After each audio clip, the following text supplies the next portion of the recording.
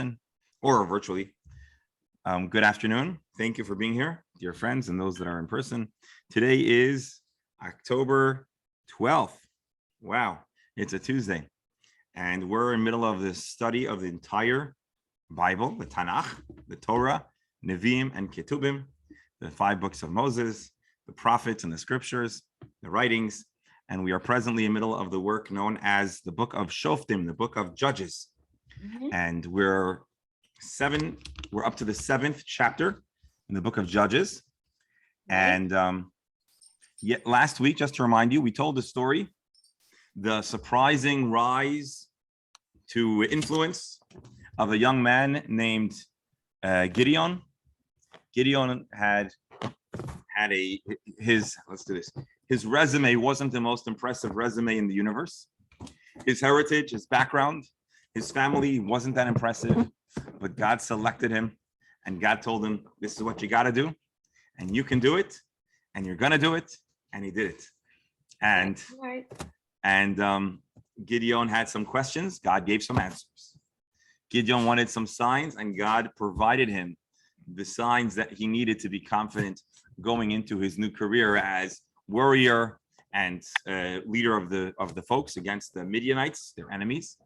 As you may recall, they were oppressed for 7 years, great oppression, famine, lack of food, because they were oppressing them in such a terrible way. And Gideon encounters an angel, and it's now time to see what happens once he takes on the Midianites, how he was as a military leader. Did he retain his humility, or did he become, how do we say this? Did he become tainted by his new position? As we know, many people start out humble, but when they get promoted, it sometimes gets to your head. You know, it happens. Sometimes. And so let's see what happens with Gideon. So I'm going to share the screen, and we're going to start, or I shouldn't say we're going to start, we're going to continue our story with the brave young man called Gideon.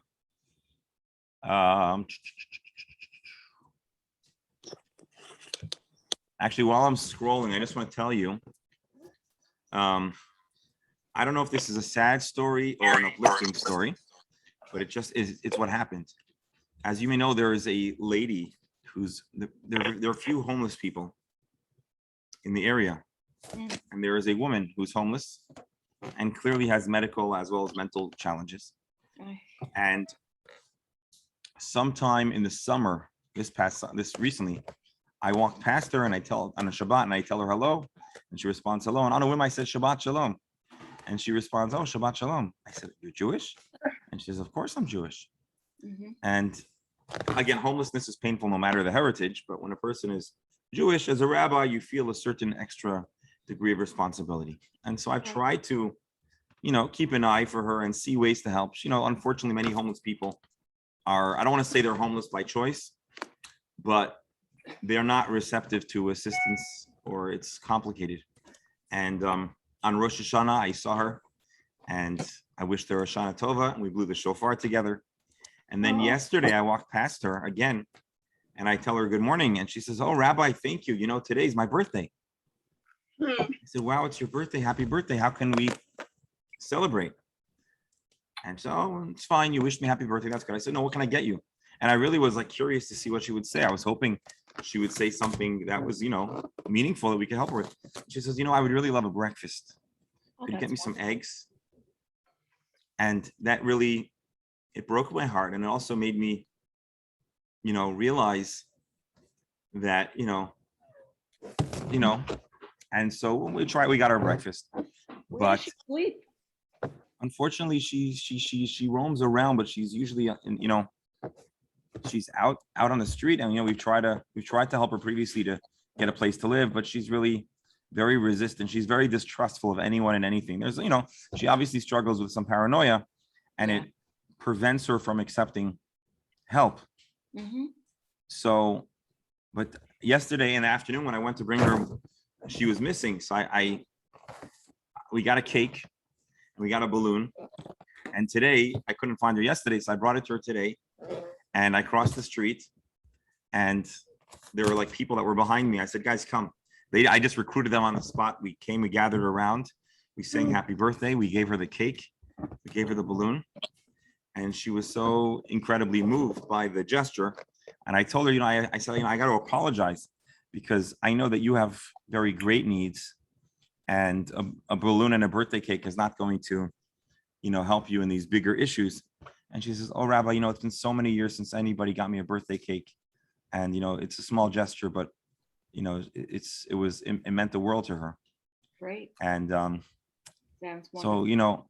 thinking about it, it's sad, but it's also uplifting. And it reminds us that, everyone has their humanity.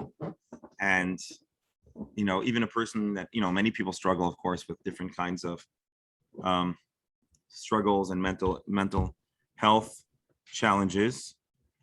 And, but we can't forget about their humanity.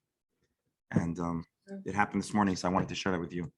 And, we pray that people that need help will accept the help they need, and that we should be able to help each other, and that we should always be given the opportunity to be on the giving side of the equation. And so that's something that happened today.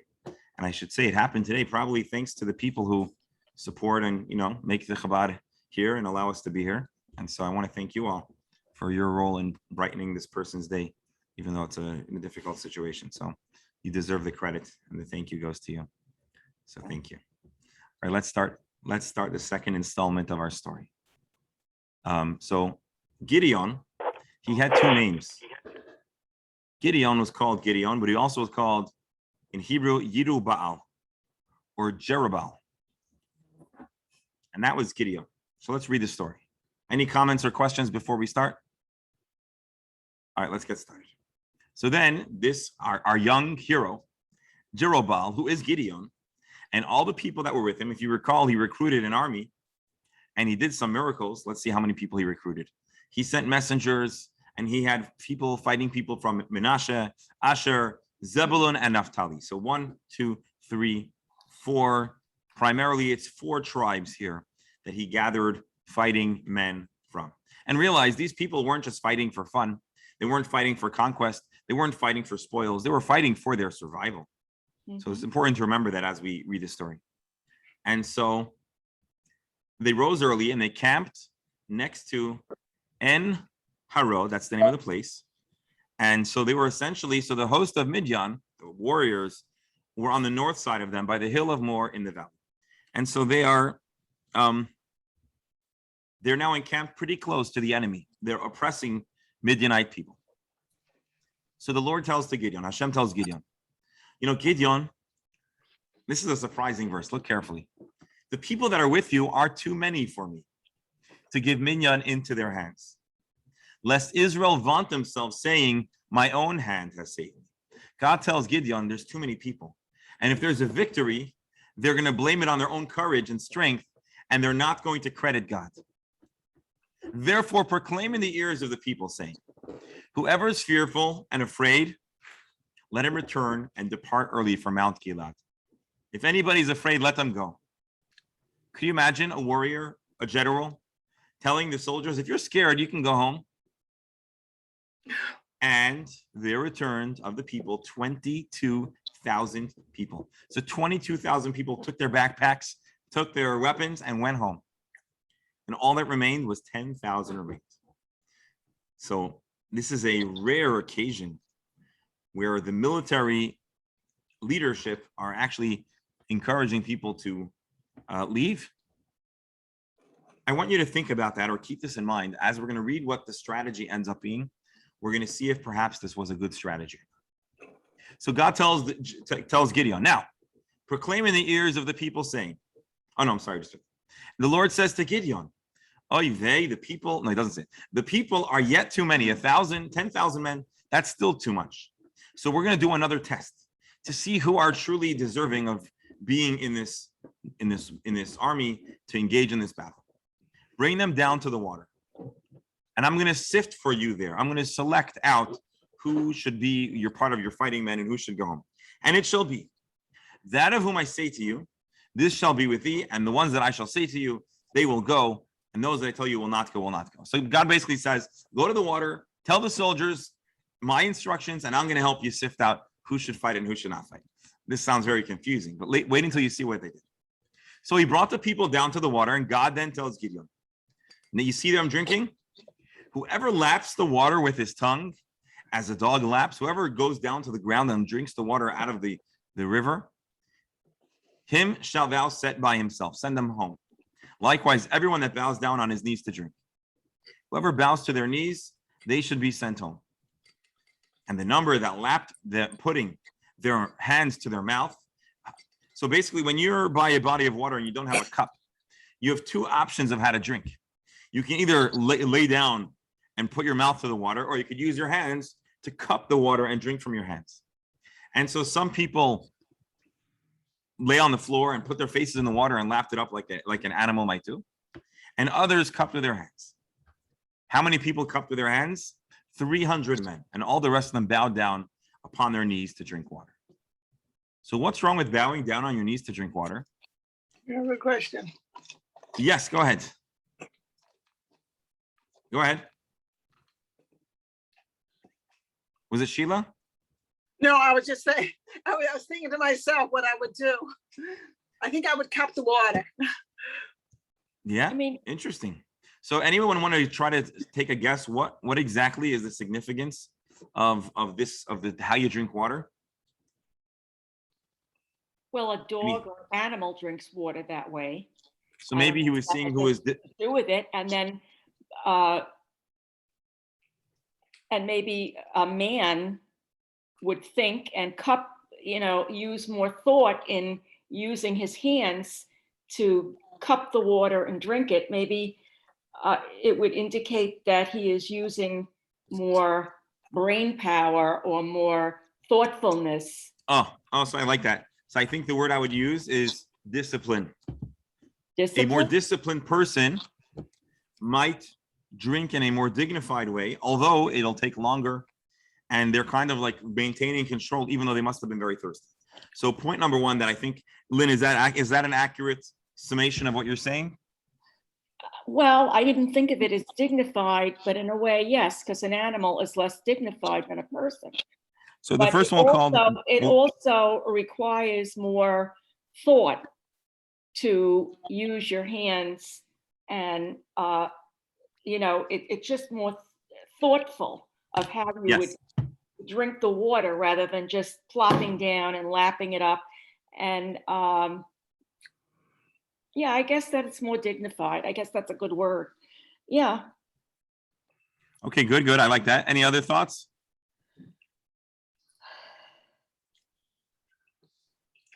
Anyone? Here, so let me give you two other thoughts. So first of all, we have the discipline and the brain power, which I guess is maybe one or two things. Number two, there are also hazards associated with sticking your face in the water. Are there creatures? Are you putting yourself in a strategically vulnerable position? So maybe this is to see, and maybe this is part of discipline, but maybe it's a separate, who is worthy of being in an elite fighting force? Who is, what they say? You have to always be situationally aware. You're familiar with the word situational awareness? Where people that are very security conscious are always alert. They see what's going around them. And so maybe this is a higher degree of discipline. We'll call this situational awareness, and maybe indicating a propensity to battle and to being in a complex, high risk situation. So that's explanation number two. But I want to give you the third explanation, which is, I think, the primary explanation. And this is a cultural test.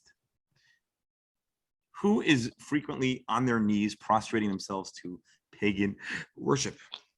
And who exclusively reserve the pose of kneeling to the service of God? And so people who are constantly kneeling wouldn't think twice to do it again to drink water. And so there is a perspective brought in the commentaries here, that is, who was frequently bowing to other gods. And as you recall, idolatry, idol worship was very prevalent. Even Gideon's own family was involved in idol worship. So in the idol worshiping, is that how they worship the idols, by bowing down to them? Apparently, yes. Okay. It was part of their worship. Mm-hmm.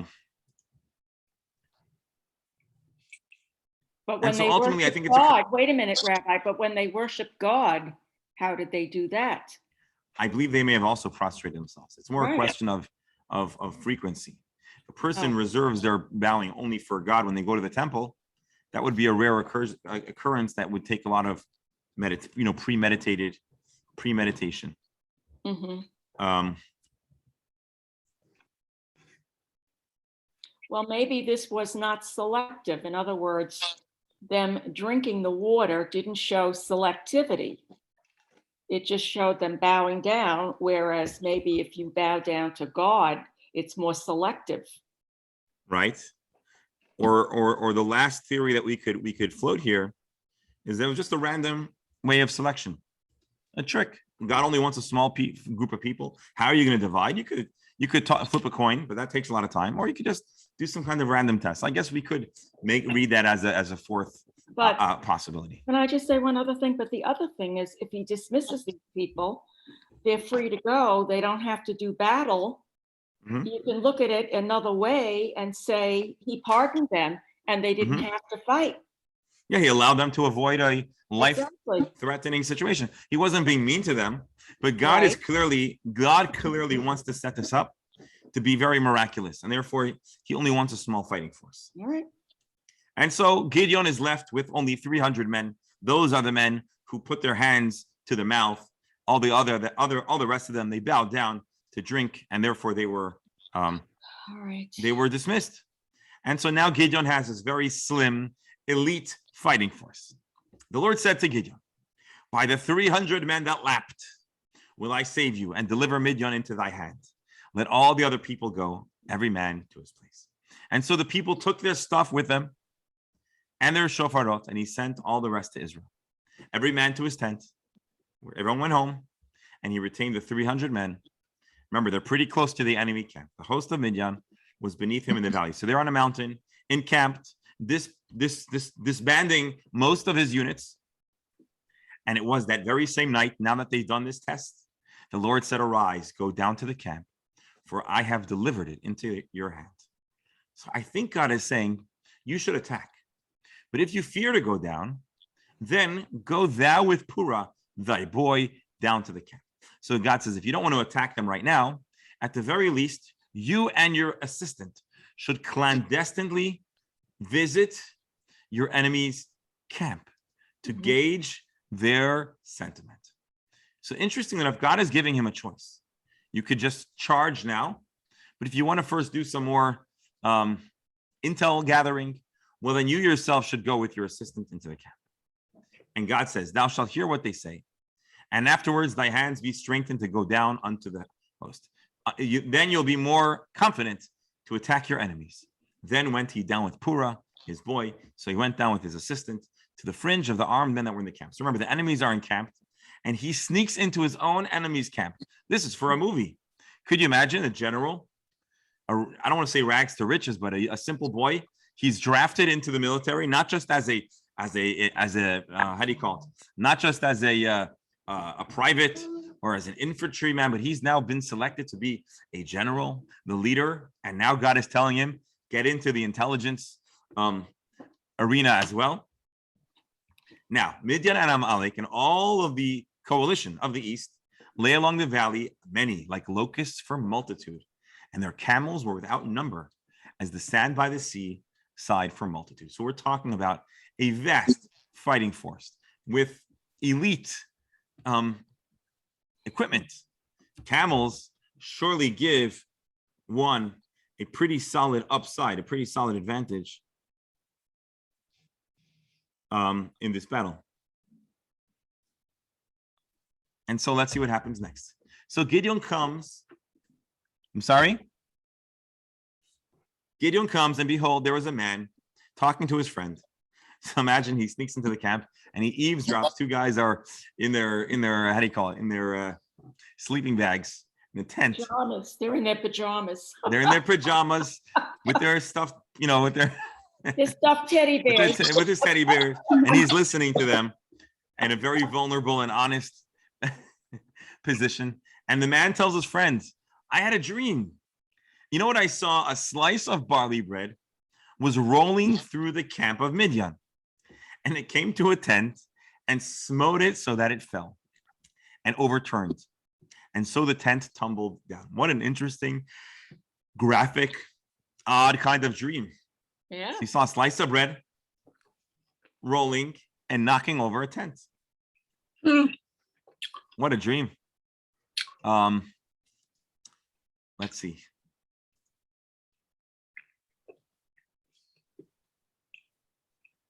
Well, what do you think that means? So his fellow said, you know what your dream means? This tells us that the sword of our enemy Gideon, son of Joash, for his hand has God delivered Midian and all the camps. So he says, the friend tells him, oh, this means we're toast.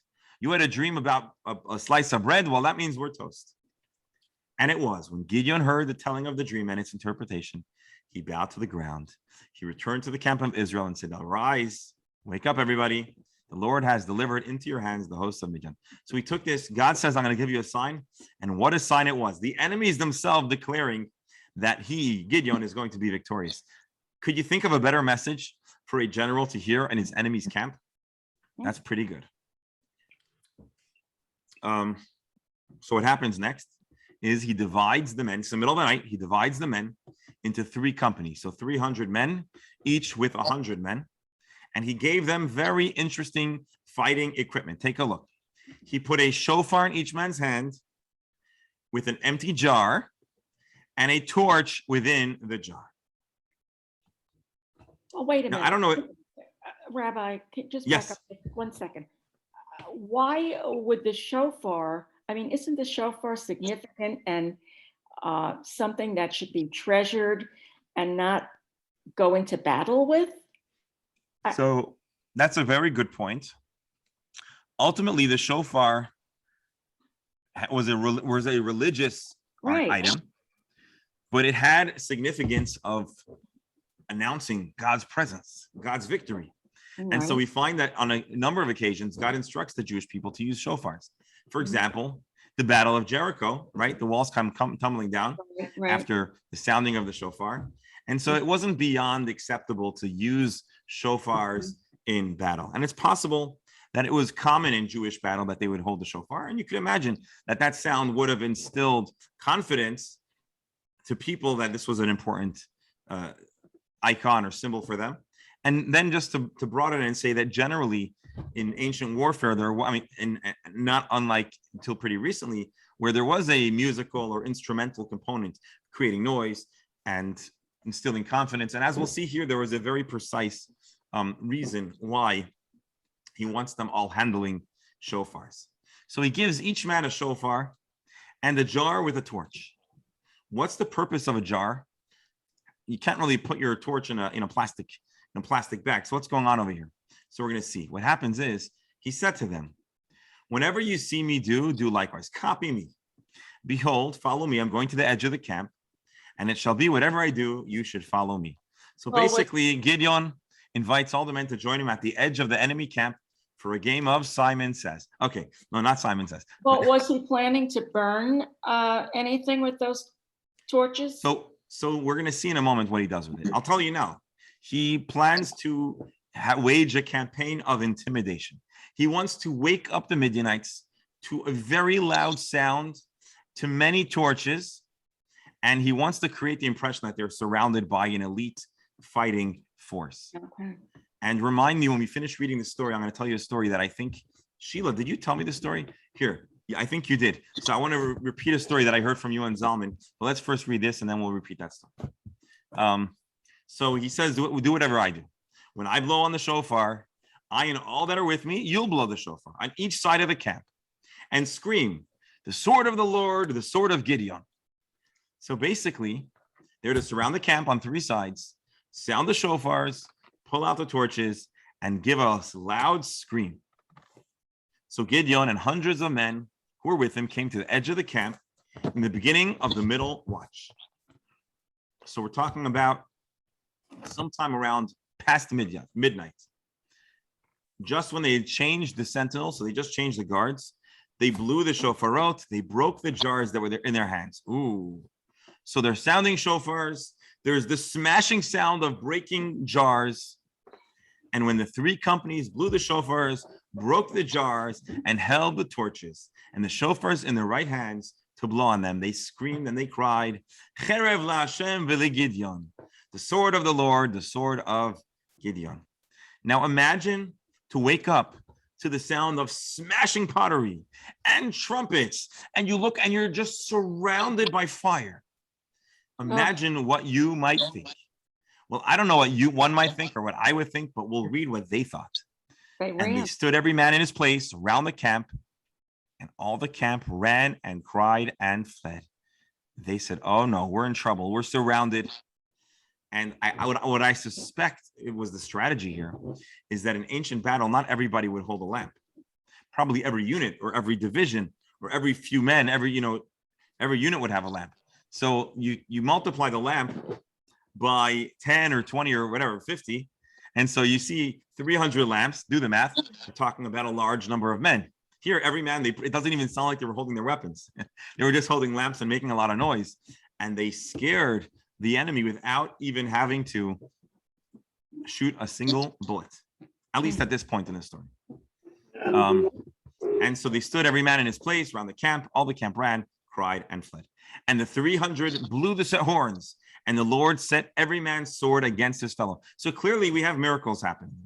And the enemy, instead of fighting back or taking account and seeing that it was really not a lot of people, they start running and stumbling, and they perceive as if they've been overtaken, and they start hurting each other throughout all the camp. And the hosts, which means the unit of the military unit, fled to a place called Beit Shita, which was in Sererta, on the border of Evel, Mechola, and Tabat. So long story short, the enemies who were encamped near the people of Israel with the intention of causing harm, devastation, are now on the run. And so now the men of Israel muster together the folks of Naphtali, of Asher, of Menashe. So now it sounds like they expand their fighting force and they pursue the enemy. And Gideon now sends messengers throughout all of the Mount of Ephraim, saying, come, we have the upper hand.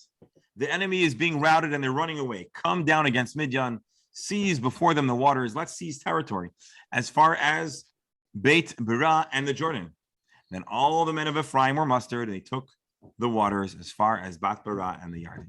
So basically 300 men, they were the core fighting unit, but now all of Israel gets into the action to chase and to overtake and to create a secure perimeter of Israel free of the enemy's fighting force. Wow. So there's more to the story, and we're going to read some more, but I first want to share the story that I remember hearing. And Sheila, you'll tell me if I heard it from you.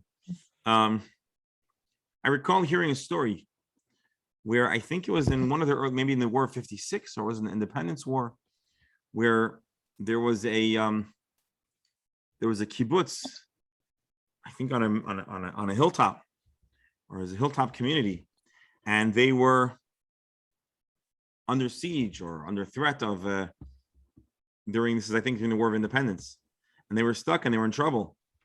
And so what they did is they took a bunch of barrels and they filled them up with little pebbles and rocks, and they started rolling them down. They took many of them, and then a bunch of the kids rolled them down the mountain. And a barrel with rocks, pebbles, rolling and rolling, rolling, sounds like rapid machine gun fire. And the fighting force who was surrounding that yeshuv, or that kibbutz, ended up running away, thinking there was a very, very large fighting force coming to dislodge them. And they end up running again without anyone firing a single shot. I don't remember the details of the story. Sheila, do you remember this story? Not precisely, but it happened in another time when it's the IDF ingenuity is that I think they were on the Golan, and for some reason they only had 2 tanks. They underestimated the enemy, and either they had 2 or 3 tanks, and they had to figure a way to make them think that they had more. And they actually managed until I'm trying to think, maybe it was what year it was, but they did. I think that was a story with Ariel Sharon in the Yom Kippur War. I think he was with just 2 or 3 other tanks, and they were shooting over the enemy so that the shells were landing on the other side. And so they perceived that they were being shelled from the other direction, or something to that effect. That is right. They look like they were, and the rest of them, so they're the Arabs, they just left. They ran off. They thought they were overcome, which was just the opposite. So this is a miracle in itself. Can I have one thought that kind of bothers me? Sure. We have to go back and drop though about kneeling. I was thinking about when I was mumbling to myself when you asked me, because I don't believe about the Jews don't believe about kneeling to other gods. That's why God was angry with the Jews. But the thing about animals, the most dangerous place for them is somehow animals know that the animals need to drink water, and that's where they are. The animals, that's when they get taken, is when their heads are down. So so predator animals know that the best place to catch prey is at the watering hole. When the animal can't see and can't escape and has its head down to drink. So that's why in my mind, I was mumbling. I didn't think I liked the idea about the kneeling, but it seems smarter that the ones who got their heads down the water it's not a good position, because you can't see who is around you. It's not a protective way. So though I didn't like the bowing down, it seemed like the ones that were bowing down were kind of on the lookout to see what was happening around them. And maybe that was a thought. I don't know if they were thinking actually what bowing meant, but it entered my mind. That wasn't a good move. It was smarter, actually. Maybe not bow, but somehow, how else can you get the water? You know what I mean? Well, I think the point that you're making, which is a good one, is that if your face is in the water, you cannot see. Right. But if you're bending down and you're just taking the water with your hands, well, then you can see, because you're never going blind, if you will, with your face in the water. Right. And, you have to look out, and that's what was necessary. So maybe that was, a better point. If you don't focus on the fact what bowing to us means, maybe that is a little bit smarter. Self-preservation, I think. Yeah. So maybe I think, Sheila, if I understand your interpretation here, it is that those people had an instinctive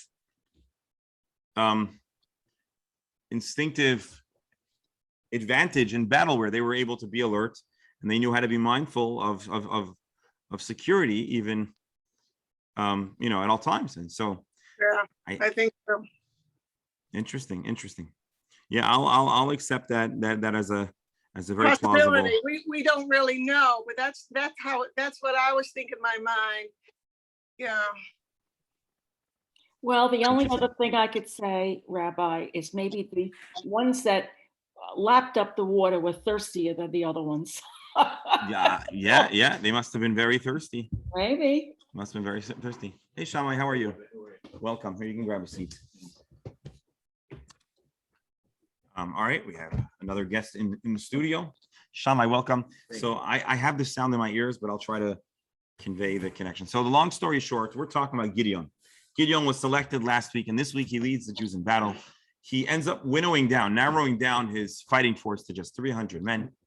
He is instructed by God, or given the opportunity, to gain some confidence by eavesdropping on the enemy's conversation. And when he does so, he hears the enemy essentially predict that the Israelites are going to have the upper hand. He then takes his group of 300 fighting men, divides them in three, has each man hold three items: a shofar, a torch, and a pitcher, a ceramic dish of sorts. And he has them surround the camp on three sides.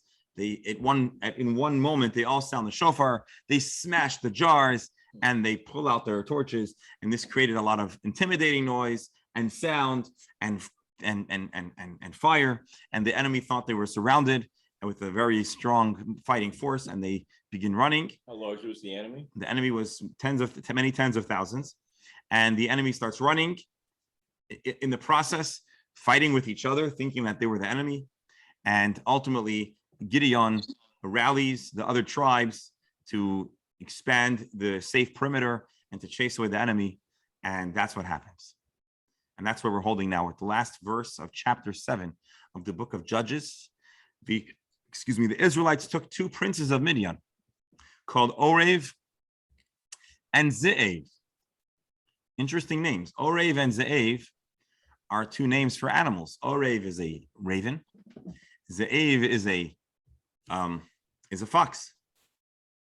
And so interesting that both of these generals had animal names, which was not uncommon.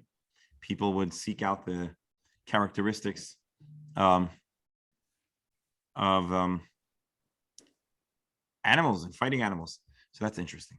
That's the end of chapter 8. That's the story of the primary of how Gideon selects his army, his intelligence gathering, his clever and unconventional way of playing not just a strategic and military battle, but also playing the psychological side. And of course, God's miraculous involvement, because none of these good ideas would have worked had God not instructed him to do so and given this miraculous protection and success. So now that the Jews have seen a lot of victory, we're going to find that, trouble unites us. But as soon as the threat is gone, there is a threat that will turn on each other. And this is something that unfortunately has always plagued mankind, right? Trouble brings us together, but after a certain amount of time, we turn on each other. I think we could say it's the story of these last years. It's the story of all times, unfortunately. And let's see how Gideon handles internal trouble. So here's what happens. Again, we're starting chapter 8. We're not going to finish chapter 8 today, but we have a little more time, so let's cover a little more ground.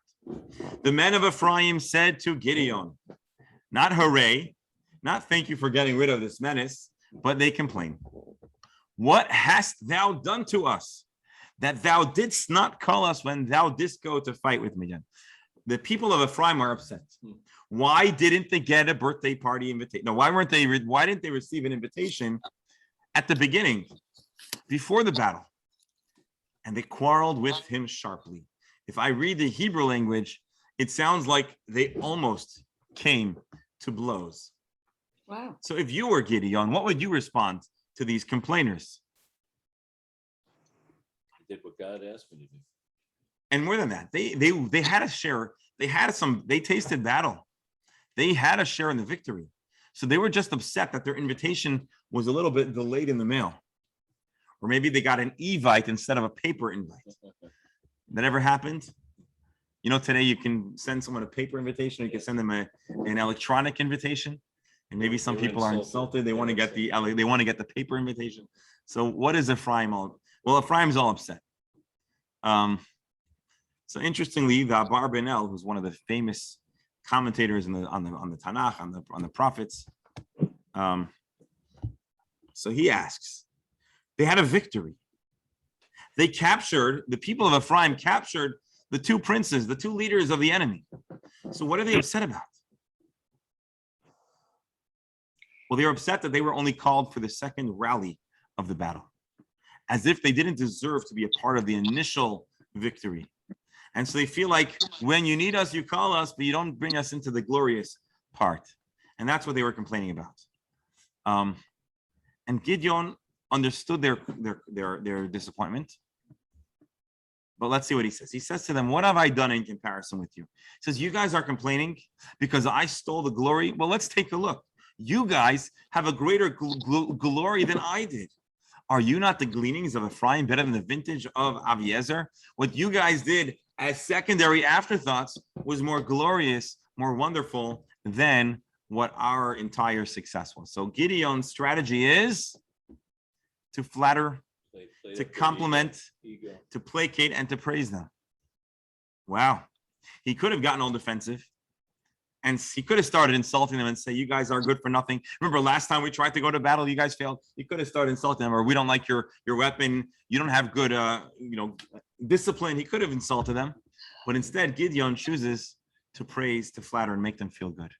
What does that teach us about how to manage people in life that are disappointed? It's easier said than done, but it's a great idea. Instead of tearing them down, he builds them up. And he praises them to the point where the guy who's giving them all of this covet, all of this honor, they're gonna go and fight. And so that's how he disarms them. He disarms them with love. Sounds like this guy's quite a strategic genius. He's a diplomat. So let's say, in Gideon's career, he's a general, a recruiter, a spy, Yeah. and now a diplomat. Wow, what a man! What a man! What a mensch. What a mensch! So after these compliments, their anger was abated, and he had said to them, they accepted what he told them. So now Gideon comes to the Jordan, and he passed over, and he and 300 men who were with him were really tired and continuing to pursue the enemy. So they're chasing the enemy. And he says to the men of Sukkot, who, by the way, were Jewish, they were part of the Jewish people. He says, please give, I pray you, loaves of bread to the people that follow me, for they are faint, and we're pursuing the enemies, Zevach and Salmuna, kings of Midian. So he meets his Jewish compatriots, and he says, we're on a battle. We're cleansing the area of our enemies. Can you please give us some food? We're on the run. We don't have time to go make our own bread. And Starbucks is sold out of all sandwiches. So, Why are they called the men of Sukkot? because that was the town they lived in, Sukkot. We know Sukkot as the huts, but Sukkot is also a geographic location where the Jewish people encamped over the Jordan before entering Israel. Mhm. And so the princes, the elite, the ruling folks of Sukkot said, you tell us that you're chasing the two princes, Zeva and Salmuna? Well, are they in your hands? Should we respect you? Come back to us when you have victory. What, do you think we're just going to give you all our bread because you guys are big talkers? We should feed your whole army. So they essentially aren't interested in helping out. They taunt him. Gideon was not pleased. Here he is, protecting the people of Israel, pursuing their enemy, pursuing peace through strength. And these people of Sukkot, they're not involved in the battle, but they can't even give a little bread for hungry warriors. So Gideon says, you know what? When the Lord delivers these two princes, Zevach and Salmon, are two kings, I will tear your flesh with thorns of the wilderness and with briars. So he said, I'm going to get you guys back.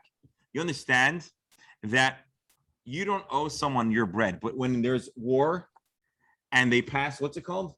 The act where all commerce has to be, what am I talking about? What's the It's a special act. there's an act, a war. Everything has to be available. All commercial has to turn over. Defense Production Act. When during World War II, when America went to war, so all industry had to be available and devoted to the war. So we passed the Defense Production Act. We're fighting. We're just asking you to give us some bread. And if you're going to refuse to do that, that's a big crime. In wartime, they could be guilty. If the war fails, they're going to blame the people of Sukkot for not being part of the war effort. So he decides, okay, the people of Sukkot. Now, interesting, if you'll notice, he doesn't turn his swords on the people and take it by force. He just says when things are over, he acknowledges who his enemy is. His enemy he needs to chase. So he continues and he passes by another Jewish settlement called Pinuel. And he told them the same thing. He said, guys, listen, we're on the run. We're chasing the enemy. If we just get them, this whole tsuris are going to be over. And the men of Pinuel said, same like Sukkot. We'll believe you when we see the heads of our enemies. Until then, we're not sure we want to take your side over them. I think that's what they're saying. They're saying we'd rather not support the enemy of our enemy. We'd rather not support the enemy of the Midianites, because what if you guys fail and then we're going to have to answer to the fighting force? So I'm giving a little bit of shortage of food. I mean, well, when you're on the run and they're out of food, yeah, there's a shortage. There, but I mean, these other people had plenty of food. It wasn't due to lack of availability. Okay. It was an unwillingness to help the war effort. And he Look what spoke to the they- men of Peniel and says, when I come back, I'm going to break this tower down. So they apparently had a big tower that was their pride and joy. And he says, I'm going to get you guys back. Revenge. She's getting revenge on them. So now, Lynn, we're seeing another side of our mensch. Yeah, he's The side that's revengeful. willing to talk Tough. harsh, to talk tough. He's When it comes to people that are sabotaging the war effort, then you Mhm. need to be a disciplinarian. So Gideon really is a man of many different hats. Let's see what happens. Well, the two But I- enemies called, yes? Oh. Look what they do in Israel. As soon as the reserves are called up, all the reserves, everyone knows you leave work, they're paid, but all the cars, everything is confiscated. Nobody says anything. There's a car on the side of the road, trucks, anything you got, the army just takes over and nobody says a word. This is Oh, in because- wartime. In wartime. Right, exactly. But Sheila's it's saying that in amazing. wartime in Israel, when a war broke out, I think you're probably thinking of like the Yom Kippur War and other Right. times where sometimes the army has to see certain places or spaces or equipment in Right. order to reach the front. And then after the war, we can sort things out. But right now, everyone needs to be rallied for the national, Hands on deck. all hands on deck. And Exactly. that's certainly the necessary attitude. And that's not the attitude of the people of Sukkot and Penuel. Now, Right. let's get back to our chase. Zevach and Salmuna, the two enemies, they were in a place called Kor.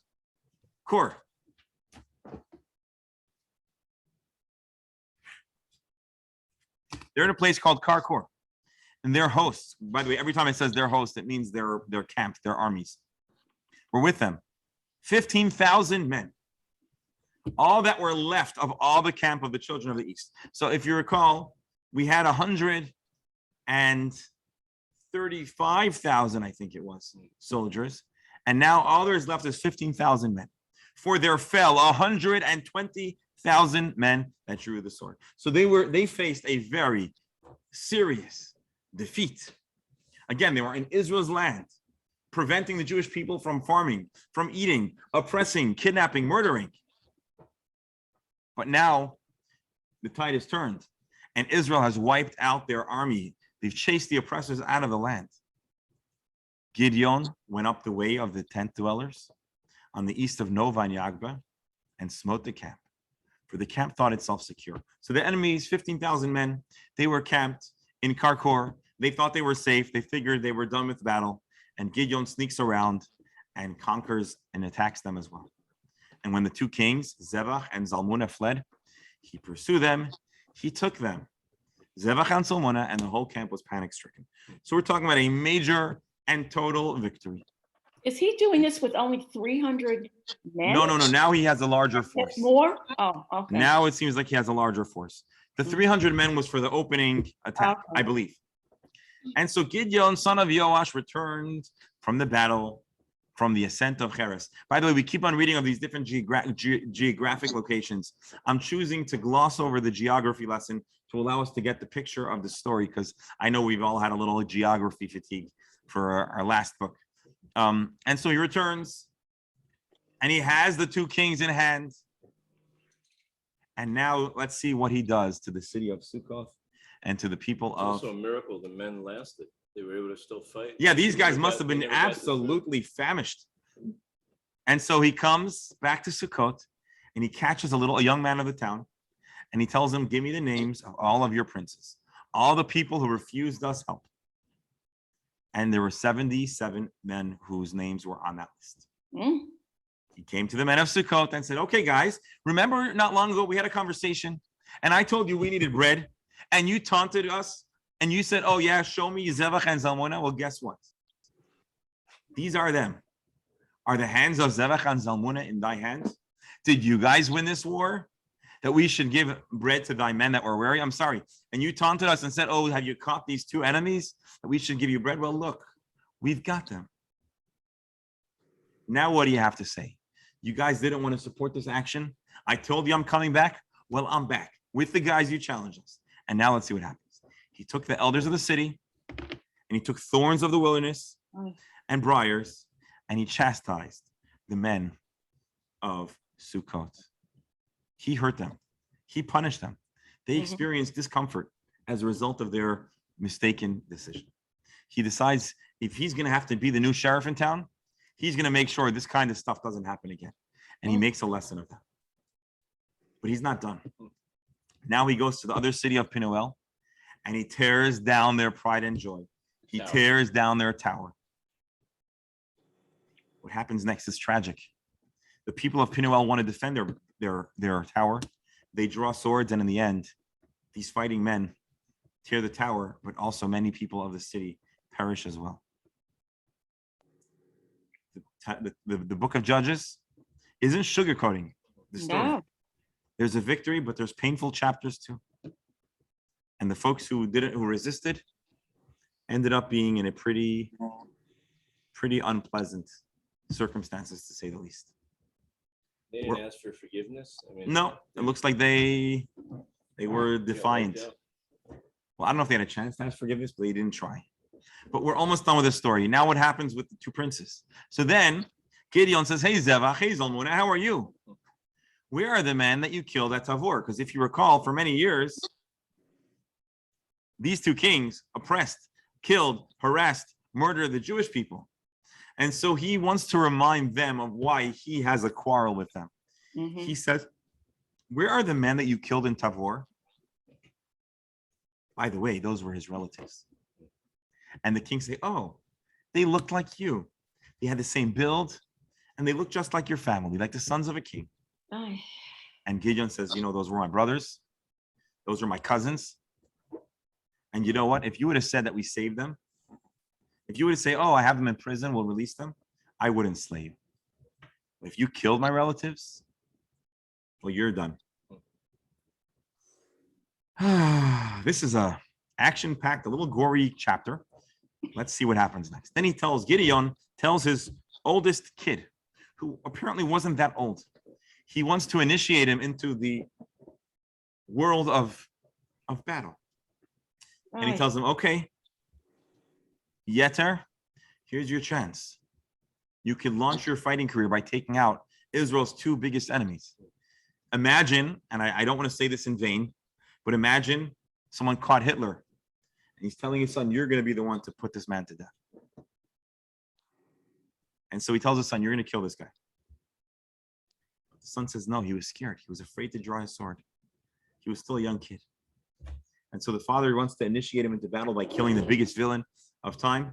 He figures kill a king as your first.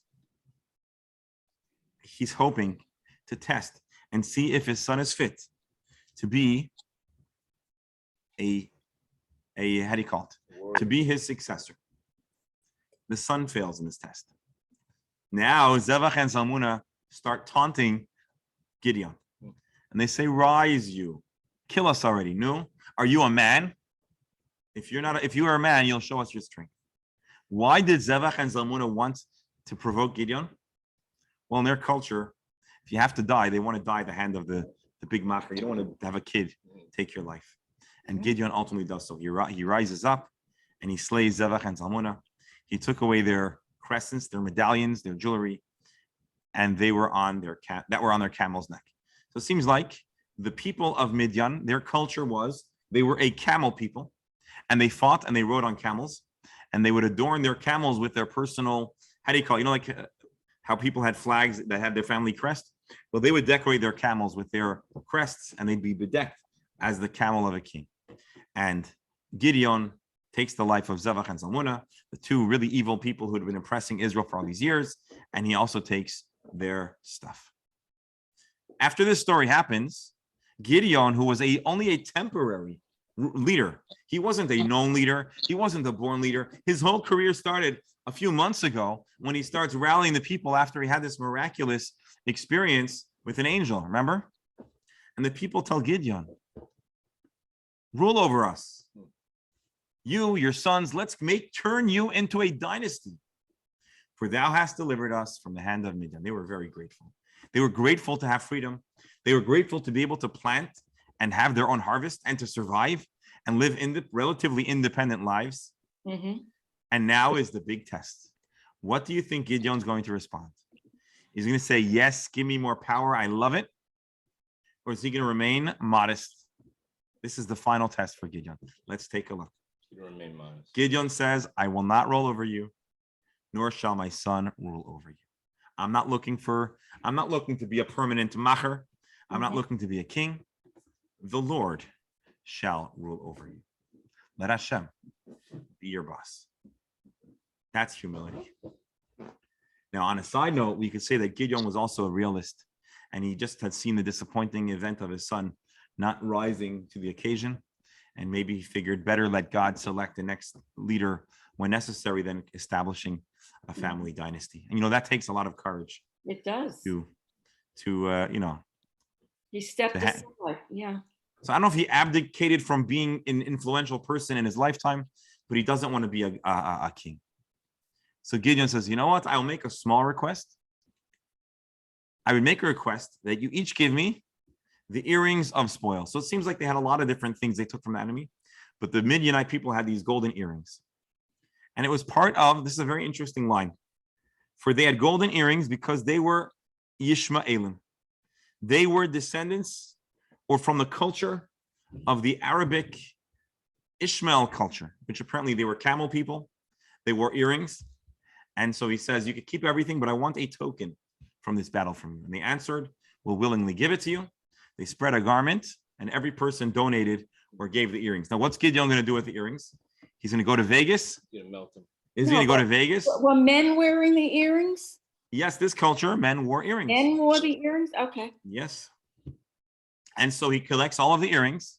Shammai got it. The weight of the earrings were 1,700 shekel. In addition to all the other stuff and the purple garments and the chains from their camel's neck. So basically, we're talking about a very wealthy nomadic or semi-nomadic warrior tribes that were oppressing Israel. And at this victory, he collects vast amounts of gold. The people also had other decorations, and Gideon gets the royal garments of the kings. And so Gideon doesn't take it and go to Vegas. He doesn't build a statue of himself. He makes a golden apron of sorts, and he put it on display. And it was meant to be a symbol to remind the people of the victory that God presented them. Mhm. He creates a reminder of how many warriors came up against them and how a small group was able to beat them all because of God's intervention. Mhm. And thus, Midian was subdued before Israel, and they no longer messed with the Jewish people. And Gideon's victory secures 40 years of peace. Again, we hear the 40 years. 40. So we have a very frequent We have that 40 use year. of 40. 40 was like a full unit of time. Mhm. I think 40 years was probably like a lifetime in those days. Like a full unit of time. And so Midian was subdued. Gideon or Jerubbaal goes home. And Gideon, well, he had an interesting life afterwards. Gideon had 70 sons, all biological, for he had a number of wives. So he was somewhat busy after war. And his concubine that was in Shechem, she also bore him a son called Avimelech. And Gideon, just debating where to stop. Okay, we're gonna just go to the end of the chapter. Even though give me 1 extra minute. I know we're over time. Had all those babies. Oh my God. He was a busy guy. So he says, okay, no more battle, but now he's gonna build up a family. And I guess he wants to elevate or heighten the Jewish population. So one guy has 70 kids. Gewalt. Did any of those sons become anybody? Let's see. And it came to pass. No, here. Gideon, son of Joash, died at a good old age. And he was buried in the tomb of his father Joash in a place called Ophrah in Avi Ezri. And it came to pass, as soon as Gideon dies, the children of Israel turned away and they followed the gods and they made Baal Berit a god.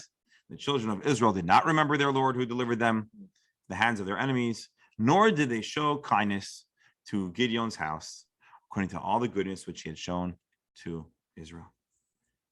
And so tragically, they don't reciprocate. Next week, we're going to hear the story of his son, Avimelech.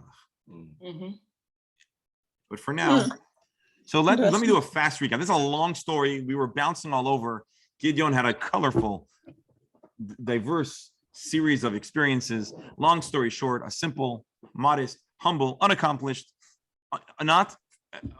with not very much of a prestigious lineage. He's recruited by God via an angel. He sees a number of indications. God really invests in making him feel confident and secure. Eventually, he collects a fighting force, but God has him slim it down considerably. He eavesdrops on the enemy. He hears a very positive indication that they're fearful of Jewish victory. He takes his 300 men, applying strategy and God's great miracles. They manage to scare the Midianites. They start a retreat. He then rallies all the people of Israel. They chase them. He runs into a little quarrel with 2 cities, Eventually, he catches the two Midianite kings on the run. And when he secures that victory, he metes out some justice to those who wronged him during battle. He comes home. He's offered eternal rule. He declines. He builds a large family. And ultimately, he is not given due respect.